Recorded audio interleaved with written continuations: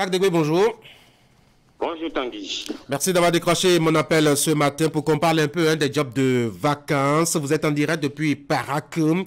Alors dans la rubrique économie ce matin, on s'intéresse donc aux jobs de vacances, ces petites activités de revenus qui permettent aux apprenants de mieux préparer la rentrée scolaire. C'est bien cela Tanguy. L'école béninoise a refermé ses portes depuis le 30 juin dernier pour 2 mois et demi de vacances. Fait, ouais. Mais ils sont nombreux, ces apprenants qui ne sont pas pour autant à la pause parce que oui, la date des vacances, je vais dire entre la date des vacances et la reprise des classes, il faut bien préparer la rentrée. Cela passe par des activités de revenus, ces petites activités génératrices de revenus qu'on appelle généralement des jobs de vacances. Et vous avez certainement fait le constat, plusieurs apprenants s'adonnent à la vente à la sauvette, apprenant, étudiant comme élève, bien évidemment. Ça donne à la vente à la sauvette de quelques articles. La plupart sont recrutés par des entreprises qui opèrent dans ces domaines-là. D'autres ont eu la chance d'être recrutés directement dans les entreprises pour quelques mois de job où ils sont payés pour des montants parfois dérisoires, mais ça leur permet quand même de mieux préparer la rentrée, c'est-à-dire acheter des fournitures scolaires, acheter quelques habits, la télékaki notamment, et aussi la scolarité qui est très importante, surtout en début d'année scolaire, pour ne pas se faire renvoyer dans les salles de classe. Donc, de façon ramassée, voici ce qui s'observe dans nos différentes villes en cette période de vacances. Mais au niveau des villages, la plupart s'adonnent aux travaux champêtres en cette période-là. Il faut aller faire des jobs dans les champs, dans les plantations pour pouvoir se trouver quelques sous avant la reprise des classes. Certains font eux-mêmes leur champ pour pouvoir se trouver de l'argent en cette période-là. Donc voilà de façon résumée ce qui s'observe, même si on parlera également de ceux qui apprennent des activités en cette période de vacances-là, dans les ateliers, dans quelques entreprises, et ça donne déjà à quelques activités, à l'apprentissage de quelques métiers. Mais Jacques, vous dites qu'il faut faire très attention, en tout cas à cette occasion-là. Oui, il faut faire très attention parce que il y a des risques en faisant ces jobs de vacances-là.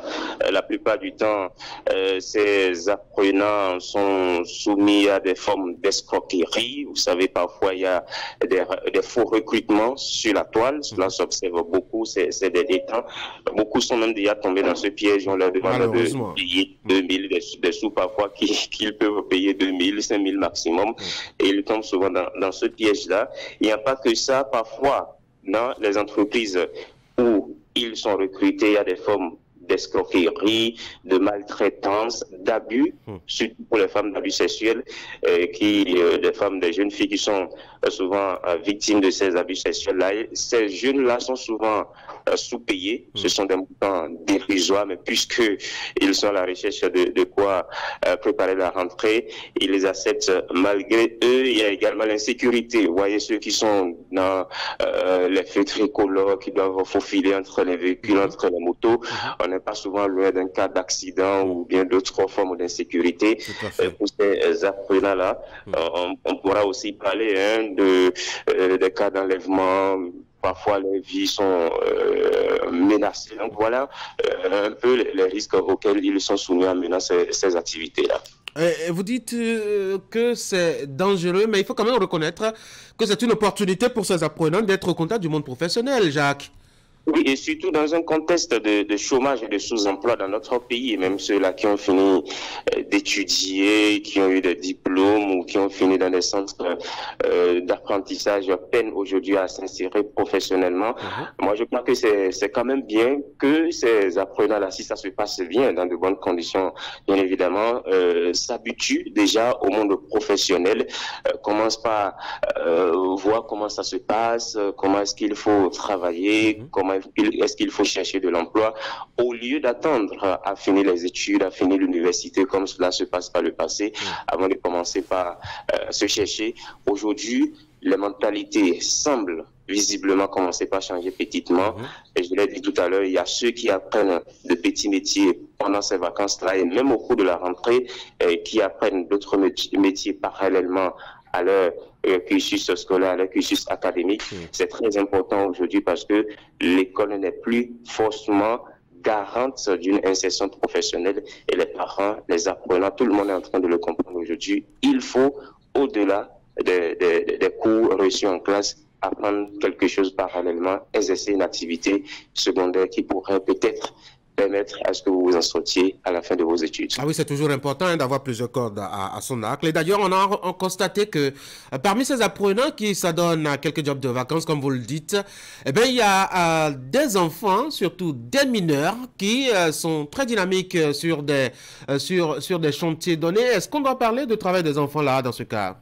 Oui, et c'est là où le bas blesse, Tanguy, parce qu'effectivement, il y a des mineurs, de petits-enfants qu'on voit souvent dans les carrières, dans les feux tricolores qui faufilent entre les véhicules, comme je le disais tantôt. Oui, et je crois que là, on pourra parler du travail des enfants. Et vous savez que le Bénin, notre État, combat ce phénomène de travail des enfants. Il y a même une campagne qui est actuellement en cours sur toute l'étendue du territoire national. Oui. Et il revient peut-être aux autorités, aux directions départementales de travail et de fonction publique de prendre le bâton de pèlerin pour lutter contre cette forme de job de vacances qui s'observe. Mais attention aussi à ne pas trop vite aller en besoin parce qu'il y a des parents, je suis mécanicien, je suis soudeur, je suis plombier, je dis n'importe quoi comme ça, qui veulent déjà initier leur petit à l'activité que eux ils ont appris. Est-ce que dans ce cas il faut parler de travail des enfants? Je ne crois pas trop. Si c'est mon enfant qui a 10 ans, qui est assis à côté de moi, qui observe déjà comment je mène cette activité, je travaille pour que lui-même déjà commence à être au contact de ce métier-là, on pourra normalement pas parler de travail des enfants, mais pour ce qu'on observe, ceux-là qui doivent aller travailler dans des carrières, des travaux pénibles, l'enfant qui doit aller au champ du matin jusqu'au soir, par exemple, alors qu'il n'a même pas encore 10 ans, je crois que là, c'est un véritable problème, c'est un phénomène qu'il faut combattre. Jacques Degbé, merci beaucoup. Merci Tanguy et merci à tous. Vous passez une bonne journée à Parakou. Également. Mesdames et messieurs, retour à Cotonou, c'était Jacques Degbé. On parlait un peu des jobs de vacances et de leur intérêt, de ceux qui s'en occupent et qu'est-ce qu'ils y gagnent, avec ces précautions surtout qu'il faut prendre par ces temps d'explosion de l'arnaque, notamment sur Internet. Allez, beaucoup de choses ce matin déjà, le bulletin, les sports, la une des journaux et tout cela, l'économie aussi. On va marquer une pause maintenant.